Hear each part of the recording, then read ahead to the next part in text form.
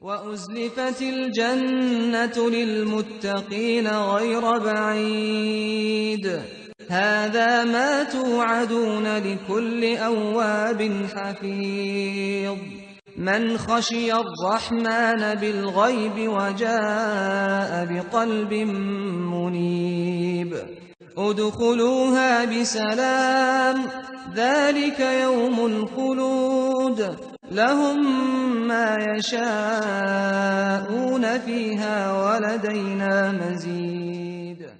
اور بہشت پرہیزگاروں کے قریب کر دی جائے گی کہ مطلق دور نہ ہوگی۔ یہی وہ چیز ہے جس کا تم سے وعدہ کیا جاتا تھا، یعنی ہر رجوع لانے والے حفاظت کرنے والے سے۔ جو خدا سے بن دیکھے ڈرتا رہا اور رجوع لانے والا دل لے کر آیا، اس میں سلامتی کے ساتھ داخل ہو جاؤ، یہ ہمیشہ رہنے کا دن ہے۔ وہاں وہ جو چاہیں گے ان کے لیے حاضر ہے، اور ہمارے ہاں اور بھی بہت کچھ ہے۔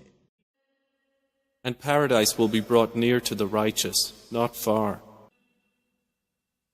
It will be said, this is what you were promised, for every returner to Allah and keeper of His covenant, who feared the Most Merciful unseen and came with a heart returning in repentance.